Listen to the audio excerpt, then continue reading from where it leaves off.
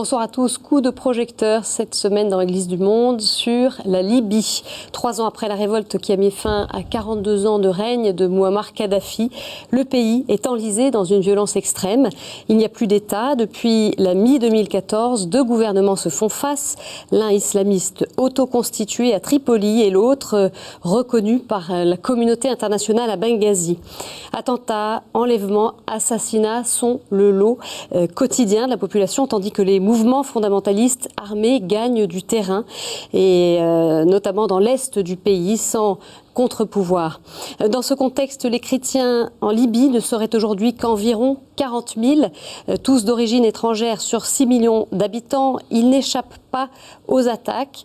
Ainsi, le 15 février, 21 coptes égyptiens ont été décapités par l'État islamique. Nous y reviendrons. Alors, dans ce climat de plus en plus tendu, comment vivent et survivent les chrétiens en Libye? Eh bien, pour parler, j'ai le plaisir de recevoir le Père Dominique Rézeau. Père, bonjour. Bonjour. Un grand merci de venir jusqu'à nous aujourd'hui parce que vous avez fait tout un trajet, non pas de Libye, mais de l'île-Dieu. Alors, vous avez passé 18 mois en Libye au service du vicariat apostolique de Tripoli comme prêtre fidei donum. Vous avez donc partagé le quotidien de ces chrétiens et vous nous en parlerez. Vous avez publié un livre en forme de journal, Libya Free, paru aux éditions de la Régence. Je précise aussi que vous avez été durant de nombreuses années diplomate du Vatican. Merci beaucoup d'être là. On ne va pas revenir sur l'histoire de la présence chrétienne en Libye. On l'avait déjà évoqué dans une précédente édition d'Église du Monde que l'on peut retrouver sur notre site internet. On va plutôt se centrer sur, grosso modo, ces 2 dernières années. Ça va être une émission un peu en forme de mise à jour sur ce qui se passe pour les chrétiens dans ce contexte très mouvant, très instable de Libye. Alors vous êtes rentré, vous, il y a quelques mois, le 11 juillet dernier. Est-ce que vous avez choisi de revenir? Est-ce qu'on vous y a contraint? Racontez-nous. Je suis rentré d'une part parce que le climat devenait extrêmement difficile, en particulier pour les non-libyens et pour la communauté chrétienne en particulier, avec une pression quand même relativement forte de l'ambassadeur de France. Et en plus, l'impossibilité déjà à ce moment-là presque de sortir de Tripoli pour rencontrer nos communautés chrétiennes. Donc j'aurais pu rester, mais pour rester enfermé dans un couvent sans contact avec nos communautés, je n'aurais pas été très utile finalement. Vous exercer votre ministère. Je précise que vous deviez rester encore une année. Hein. Oui, je suis parti pour 3 ans. Voilà. Par 3 vous avez fait la moitié du séjour. J'ai l'impression évidemment d'avoir abandonné le navire. Mais vous n'avez pas le choix. Je n'ai pas eu le choix, oui. On va revenir un peu justement à cette période de ces 18 mois. Quel climat est-ce que vous avez perçu au fil du temps ? Quand je suis arrivé, j'ai pris un premier contact d'abord au mois de juin 2012. Je suis arrivé en décembre 2012. Et tout au long de l'année 2013, disons, j'ai eu l'impression qu'on pouvait effectivement, dans une relative tranquillité, c'était pas tout à fait le paradis, mais dans une relative tranquillité de déplacement, de vol, de transport, on pouvait circuler. J'ai circulé dans toute la Libye, que ce soit dans le sud, que ce soit dans la Cyrénaïque. J'ai rencontré beaucoup de communautés chrétiennes, les communautés africaines, les communautés philippines, sans inconvénients majeurs, quoi. Bon, dans des conditions difficiles. Mais la situation était encore... Bon, les islamistes n'avaient pas encore montré leur barbe. Donc, on pouvait encore, disons... circuler, travailler, rencontrer les communautés dans les hôpitaux, puisque la plupart des chrétiens sont des Philippins ou des Indiens qui travaillent dans les hôpitaux. On avait accès libre dans les hôpitaux et autres lieux. Oui, puisqu'effectivement, il n'y a pas de chrétiens libyens, c'est une église étrangère, en quelque sorte, avec des communautés. Il y a toujours eu des chrétiens en Libye, et il ne faut pas oublier, on ne parle pas de l'histoire, mais qu'il y a eu des chrétiens depuis les tout premiers siècles.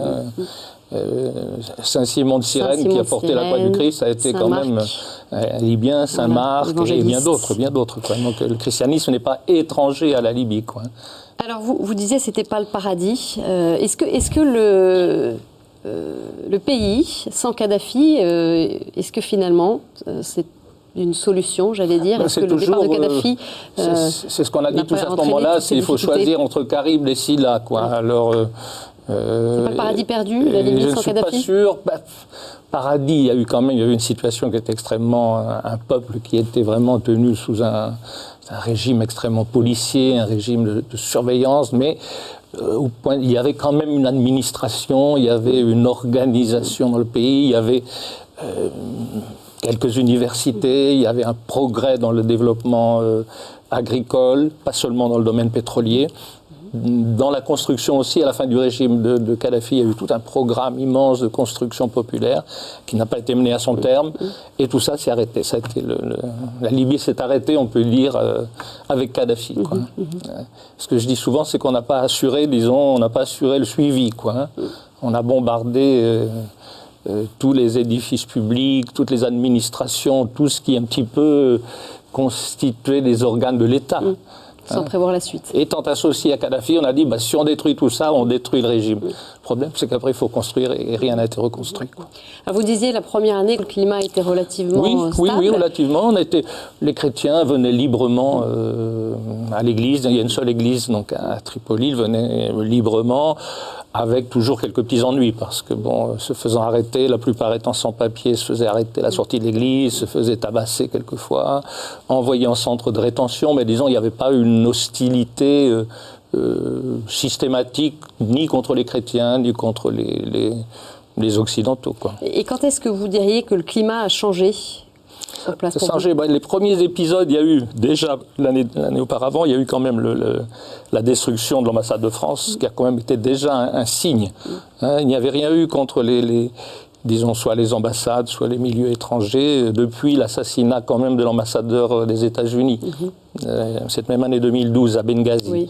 Mais il semblait ensuite, tout le monde était revenu, les entreprises venaient s'installer, les ambassades aussi. Le nombre des chrétiens avait même augmenté, puisqu'ils étaient partis, beaucoup sont partis au moment de la guerre de 2011, et revenaient. Beaucoup d'Africains en particulier, pour travailler. Les chrétiens africains étaient là essentiellement pour rester en Libye. Donc maintenant, vous avez vu, dimanche dernier, il y en a encore 2000 qui ont été repêchés en mer. Quoi. Maintenant, ils n'ont qu'une... Chrétiens et non-chrétiens, ils n'ont qu'une idée, c'est de traverser. C'est de partir. Et donc, ça, c'est la situation, effectivement, des personnes qui souhaitent être juste là, en transit. Hein. C'est plus le cas aujourd'hui, c'est-à-dire que les chrétiens qui passent là, sauf quelques-uns qui ont conservé, mais je n'y suis plus actuellement, mais même le travail, c'était fini. Il n'y a plus d'entreprise, il n'y a plus aucune activité économique, sinon le commerce. Le commerce marche toujours, le commerce marche toujours. Et il y avait quand même une main-d'œuvre, disons la main-d'œuvre africaine, égyptienne, constituait le gros de la population active. Quoi. Voilà. Vous en parlez au passé. Donc, et maintenant, avec ce qui s'est passé, le rêve de tous, c'est de partir. Quoi. Côté Église, quelle était la présence catholique ? C'est une présence quand même assez, on oublie, il y avait effectivement que 2 centres, 2 églises officielles à Tripoli et à Benghazi, mais qui sont toujours ouverts, je pense, mais surtout à Benghazi, complètement bloqués, bouclés. Mais on avait toutes ces communautés disséminées. Je pense dans le sud, on avait 7 ou 8 communautés dans le sud qui sont maintenant inaccessibles, africaines. Tous les hôpitaux, il y avait au moins une 30aine d'hôpitaux où on allait célébrer de temps à autre la messe avec les infirmières philippines ou indiennes. Quoi. Donc quand même, ce n'est pas un seul lieu, c'est un ensemble de communautés dispersées jusqu'en Cyrénaïque, à Tobrouk, Derna, Beida, tous ces lieux où maintenant les islamistes sont arrivés. Et je sais que dans cette région, beaucoup de ces chrétiens, effectivement, sont partis. Les religieuses, on avait déjà fermé la communauté, les communautés l'an dernier, et actuellement, il n'y a plus personne. Quoi. On a envie de comprendre, Père, peut-être que vous pourrez nous aider à décrypter un petit peu cette situation politique très, très particulière. Finalement, il n'y a pas d'État. C'est le chaos, on l'entend bien dans ce que vous dites. Finalement, pourquoi est-ce que la Libye en est là aujourd'hui ? Alors pourquoi il y a beaucoup de choses qui ont été écrites. Alors d'une part, il y a effectivement cette situation, cette intervention de l'Europe, c'était l'OTAN, je crois, qui a guidé, pas seulement la France, qui a guidé cette opération systématique de destruction. Il n'y a pas eu de combat au sol, mais de destruction de tous les édifices publics, de tout ce qui était lié au régime, systématique. Il y a eu en même temps un apport énorme d'armes, des armes en quantité industrielle. Qui venaient d'où ? de partout, d'Angleterre, de France, de tous les pays de la coalition. Les rebelles. On a amené des avions entiers sur des routes qui ont été transformées en pistes d'atterrissage. Donc on a débarqué un armement énorme, en plus de ce qui existait déjà, parce que Kadhafi disposait d'armes, de munitions, de tout ce qui peut exister dans ce domaine. Donc il y a un armement énorme qui a été apporté. On a oublié qu'il fallait reconstruire, quoi. Et il y a eu des tentatives, mais qui ont été d'une part bloquées parce d'élections, il y a eu un semblant d'élection. Il y a eu un semblant d'élection, mais d'une part, c'est un pays qui n'a jamais voté librement. C'est un pays, la Libye, qui n'a jamais existé, sinon quelques années. Il y a eu le royaume de Libye après la Seconde Guerre mondiale, mais qui n'a duré que jusqu'à l'arrivée de Kadhafi. Avant, c'était l'Empire ottoman, donc c'est un pays qui n'a pas non plus de passé, ne parlons pas de démocratie, mais de passé même politique. Donc il y a eu un vide, il n'y a personne. Les quelques personnes compétentes ont tous été considérées comme des kadhafistes, donc, ou emprisonnés, le sont toujours, sans jugement d'ailleurs, depuis 3 ans, et les autres sont partis, quoi. Donc il n'est resté que des gens qui n'ont pas ni la formation, ni le... Kadhafi avait laissé aussi, il faut dire, comme on fait toujours dans ces cas-là, on n'élève pas le niveau intellectuel, culturel de la population qu'on veut soumettre. Donc effectivement, ils se sont retrouvés libres, d'accord, mais libres sans savoir quoi faire de cette liberté, quoi. Et très vite, les mouvements islamistes ont très vite commencé à contrôler, quoi. Dessus. Oui, très vite, quoi. Même sans que ce soit encore nommément des islamistes, mais ce qu'on appelle les salafistes, donc ça, ces musulmans intégristes, ont très vite profité du chaos pour... ils ont réintroduit, même déjà en 2013, ils ont réintroduit la polygamie. Ils ont réintroduit la séparation, ou plutôt ils ont supprimé la séparation de la mixité dans les écoles et les universités, et combien d'autres choses, quoi. Mais c'était pas, disons, à ce moment-là, c'était pas par les armes, ça s'est fait de façon progressivement. Et ensuite, on a assisté à ce mouvement armé et je sais pas si on peut appeler ça du terrorisme, parce que c'est une violence au quotidien, quoi. C'est la mort au quotidien, quoi. Et les chrétiens, comme les autres, n'ont pas échappé, parce que, soit volontairement, soit parce qu'ils se trouvaient au mauvais endroit, au mauvais moment. On a eu des centaines, sans compter ceux qui sont partis se noyer en Méditerranée, avec l'appui des Libyens, et leur tirant dessus s'ils tentaient de revenir, quoi. Et donc, un régime de non-droit, quoi. On va s'intéresser à cette paroisse, cette unique paroisse de Tripoli, la paroisse Saint-François, où vous avez passé 18 mois. En mai 2013, nous avions diffusé un reportage sur cette paroisse. Vous étiez alors sur place depuis 5 mois. Et on va le voir sur ces images, hein. Malgré leur situation difficile, les chrétiens étaient nombreux à venir prier dans cette église. Voyez ce reportage signé Alain Pirot. Mai 2013, église Saint-François à Tripoli, la seule église de la capitale libyenne. Monseigneur Ezo est arrivé il y a 6 mois dans le pays comme prêtre missionnaire. À ses côtés, une communauté chrétienne de migrants, philippins, africains. Beaucoup ont risqué leur vie pour arriver jusqu'ici dans un pays en pleine transition. Le quotidien est armé plus que désarmant. Mais bon, comme vous avez pu le constater, ils sont libres de vivre, célébrer leur foi, et puis au quotidien, ils ne sont pas censés faire bien sûr de prosélytisme, quoi, hein. Mais en dehors de ça, disons, on ne leur fait pas de difficultés particulières en tant que chrétiens. Dans ce pays musulman, la communauté chrétienne est composée de catholiques, de coptes et d'orthodoxes. Ce jour-là, c'est l'heure des dernières répétitions pour la chorale. Chaque vendredi, 2 célébrations se suivent alors dans l'église, lieu de réconfort et de partage, car à l'extérieur, la vie reste compliquée. The Catholic Church in Libya are accepted by the Libyan people. Although it's accepted, of course we have also to be careful that they will not be offended by what we are doing here as Catholics. As Catholics.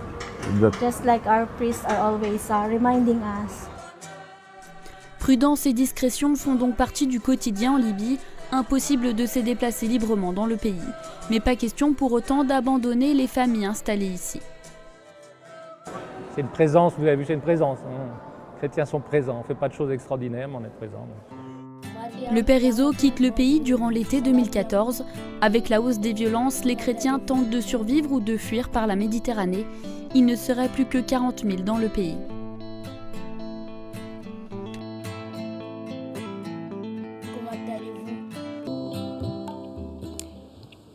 Père, alors vous entendez dans ce reportage, vous aviez quand même une certaine espérance. Aujourd'hui, est-ce que vous pourriez dire les mêmes choses que ce qu'on a Probablement entendu? non. Effectivement, j'étais optimiste en disant que les chrétiens étaient libres.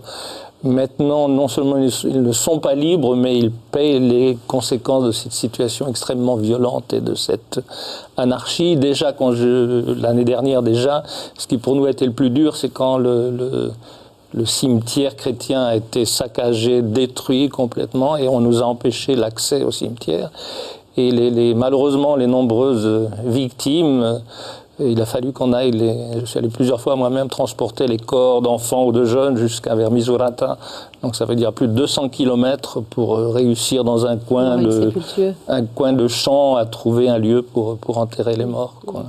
Sans aucun... Je dirais sans aucune compassion du milieu. C'est ça qui m'a le plus frappé à l'époque, quoi. Pas de compassion de l'environnement non chrétien, quoi. Aucune compassion. Finalement, les communautés sont très cloisonnées, elles ne vivent pas tellement. Non, il n'y a pas de. Quand on parle du dialogue islamo-chrétien, ça n'existe évidemment pas dans ce genre de pays, qui est de moins en moins. Évidemment. Parce que dialoguer pour l'autre partie, dialoguer, ça veut dire déjà prétendre s'immiscer dans leur religion, quoi. Alors que nous, on veut un dialogue, disons, échange, pour eux, c'est déjà une agression. Le dialogue est considéré comme une agression, ce qui est étonnant. Et donc, il faut le silence, quoi. C'est le dialogue du silence. Et je me souviens, ces nombreuses sépultures qu'on a dû faire, je ne vous parle pas des morgues, et des corps, etc. Je n'ai jamais senti, disons, ce qui pour nous est même naturel, cette compassion pour les corps, Jamais ça a été très dur pour les chrétiens, ça, d'être considérés... on les enterrait comme des chiens, quoi. Ceux qui étaient là, c'était vraiment... ils me regardaient en me disant, mais comment ce père peut faire des choses comme ça, toucher un mort, et puis un mort chrétien, c'est péché haram, non, c'est un péché. Ils sont perçus comme cela, comme des oui, animaux, surtout s'ils sont africains, disons, un noir chrétien, ça c'est vraiment... On en a vu combien qui se sont fait tabasser, ramasser, etc., sans aucune... même le minimum de respect... pour la personne humaine, c'est ce qui m'a toujours frappé le plus, quoi. C'est les Africains qui, en particulier, sont les plus... Oui, en particulier. Bon, il faut dire que c'est un pays où ils ont été esclaves. Dépréciés. Le trafic d'esclaves existe depuis des siècles, quoi. Et finalement, ces immigrants africains sont les nouveaux esclaves, hein. Ils sont traités avec la même considération, quoi. C'est ça qui m'a le plus frappé. Pour nous, chrétiens, on a toujours insisté là-bas, sans donner, disons, effectivement, sans manifestation publique, parce que c'est pas possible, mais de manifester l'attention, l'accueil, pour tous, disons, sans distinction. Et je crois qu'on était les seuls, l'Église est la seule encore là-bas qui puisse, même avec des moyens très réduits, maintenant manifester cette humanité, quoi. C'est ce que je disais, j'en suis convaincu, le christianisme, il humanise, quoi. Il humanise. Et c'est devenu le seul lieu d'humanité dans ce pays. Voilà. Est-ce que je crois que ceux qui venaient là, c'était le seul lieu où, je me souviens très bien, au début, on leur dit bonjour. Ils disaient, mon père, mais comment vous me saluez, vous me disiez bonjour, vous me donnez la main. Il dit, c'est comme le centurion de l'Évangile, je ne suis pas digne, Seigneur, non. Ils se sentaient tellement... dans leur humanité, ignorés, méprisés, qu'à l'église, ils savaient que là, on accueillait tout le monde. Il ne faut pas grand-chose, une table dans le dos, un sourire. Et là, ils renaissaient, quoi. Hein. Alors, je disais aux gens souvent dans ma salle de France, j'ai dit, vous défendez les droits de l'homme, la France, etc. Mais c'est nous qui le faisons à votre place, là, par an. Ah non, parce que vous, votre action, n'est-ce pas, laïcité, votre action est privée, donc nous n'avons pas à intervenir, quoi. Non. Pourtant, c'est étonnant parce que vos valeurs, c'est nous qui les mettons en pratique. Donc là, on n'était pas tout à fait sur le même plan. La liberté religieuse n'est pas protégée. Non, c'était considéré. Pourtant, la liberté religieuse fait partie même dans la Déclaration des droits de l'homme, etc. Et c'est un des droits acquis, non ? Et là, pour nos autorités, ça a toujours été un domaine où on n'intervient pas, tout en sachant, ils savaient très bien que le seul endroit où pouvaient se recourir, on avait une petite caritas, comme secours catholique, un petit dispensaire, c'est le seul endroit où... Quand on regarde, Père, cet événement qui s'est produit il y a quelques semaines, hein, ce terrible assassinat de 21 coptes égyptiens par l'État islamique, on se dit finalement, est-ce qu'aujourd'hui, être chrétien en Libye n'est pas devenu un danger absolu ? Qu'est-ce que vous en pensez? Ou est-ce que c'est cette communauté en particulier qui est visée? Je ne pense pas quand même, disons, je ne voudrais pas généraliser, parce qu'effectivement, la communauté copte égyptienne a toujours été particulièrement visée. Pour quelle raison? Il y a un an, on a eu le même fait tragique de 7 jeunes assassinés d'une autre façon, mais moi j'ai vu les photos, c'est effrayant. Chrétiens, on les a pris le matin parce qu'ils avaient la petite croix copte tatouée sur le poignet, on a mis les 7 appareils, on les a tués d'une balle dans la tête sur la plage, quoi. Où ils sont morts seuls, sans rien, sans soutien, sans amour. Et ça, c'était il y a exactement un an, quoi. Et manifestement, c'était... Alors évidemment, après il y a eu de belles déclarations, y compris des Nations Unies, etc., regrettant la violence en Libye. Personne n'a mentionné le fait qu'ils avaient été tués parce qu'ils étaient chrétiens. Cette fois, on l'a dit quand même, cette fois. Hein. Mais vous pensez que c'est eux en particulier? Mais c'est en particulier, comme je le disais, c'est dans la mentalité du salafiste, de l'islamiste, l'arabe, disons, l'arabe, et l'Égypte fait partie des pays arabes. La Libye, l'arabe doit être musulman. Il ne peut pas être chrétien. Il ne peut pas être chrétien. Quoi. Alors qu'il y a des chrétiens arabes, on le sait, au Proche-Orient, etc. Il n'y en a pas effectivement en Libye. Et pour eux, c'est inconcevable que des gens parlant arabe, de culture arabe, puissent être chrétiens. Donc, les Coptes sont particulièrement visés pour cette raison. Pour cette raison. Et les chrétiens, vous le dites aussi, essayent de partir tant que possible. Oui. Qui est resté, notamment chez les religieux aujourd'hui? Il reste... Vous étiez vous le seul prêtre français? J'étais le seul prêtre français. Et j'ai pensé en même temps, en relisant l'histoire, que le premier prêtre venu en Libye est un prêtre français. En 1643. J'ai dit la boucle est bouclée. On appelait les récollets à l'époque, c'était une branche franciscaine. Donc les premiers missionnaires, qui étaient missionnaires auprès des esclaves à l'époque, étaient un Français. Moi j'étais le dernier à partir, j'en suis pas fier. Et il est resté, disons, de 2 prêtres à Tripoli, un père égyptien, mais qui lui, étant égyptien, est particulièrement menacé. Il a été l'an dernier, on lui a tiré dessus à la Kalachnikov devant l'église. Il est encore là-bas. Il est encore là, mais il est marqué, disons, par ses... Il a été arrêté l'année d'avant, il a été quand même... On lui a tapé dessus, là, on lui a tiré dessus, donc il commence... Et lui est violemment anti... il ne faut pas dire anti-libyen, et il est là, donc il sait que sa position est délicate, donc pratiquement, je crois qu'il ne sort plus. Et puis un père philippin qui assure encore un peu le ministère. Les Philippins sont très courageux, là. Quand je suis allé plusieurs fois avec les pères philippins, là, en voiture, dans les endroits un peu compliqués, les Philippins sont extraordinaires. Ils ont des communautés, en plus leur communauté, même ceux qui en restent, j'ai eu quelques contacts récemment, ce sont des gens extraordinaires. Pour leur foi, là, ils font tout. Ils font tout. Tout. Les célébrations, je me souviens de célébrations dans leurs hôpitaux, c'était extraordinaire, quoi. En un clin d'œil, il avait la salle d'hôpital est transformée en chapelle avec des statues de la Vierge, des crucifix, des chapelets, très étonnant, dans un milieu complètement musulman autour, où la porte à côté, il y a les barbus, là, ils étaient là, sans peur ni reproche. Qu'est-ce qui vous a marqué, justement, peut-être dans ce que vous avez vu de cette foi, de ces communautés, dans ce contexte si particulier? Cette foi, aussi bien des communautés africaines que des communautés philippines en particulier. Ça forge la foi d'une certaine façon? Une foi, je dois dire, pas une foi... de routine, d'habitude, etc. Parce que là, l'habitude, ils auraient pu rester chez eux. C'était vraiment un désir, quoi, aussi de se rencontrer, disons, de se soutenir, et puis de trouver dans la foi, ils l'ont dit souvent, de trouver dans la foi une force pour résister à des conditions parfois invraisemblables, quoi, de logement, de travail, de sécurité. Et ils venaient quand même prier, ils participaient. Je me souviens, l'an dernier, ils ont fait une passion vivante, presque. Et celui qui faisait le Christ avait été la veille, on lui avait tapé dessus, il avait été hospitalisé. Il a dit, je sors de l'hôpital parce que demain je fais le chemin de croix. Quand j'ai vu arriver, j'ai dit... Et il représentait le Christ souffrant. J'ai dit, il y a quand même là une image qui est assez extraordinaire, ça. C'est fort. Alors je précise qu'il y a 2 évêques, 2 vicaires qui sont restés. Le vicaire voilà, 2 évêques assez fatigués, disons, qui sont à Tripoli et Benghazi. Ils resteront coûte que coûte? Là encore, je ne sais pas, difficile. Bon, l'évêque de Tripoli est né il n'est pas libyen, mais il est né en Libye au temps de la colonie italienne. Donc lui... c'est son pays, quoi, malgré tout ce qu'il a vu, parce que lui, il a vu le régime de Kadhafi, il a vu la révolution, il a vu la situation actuelle, donc pour lui, c'est très dur, quoi.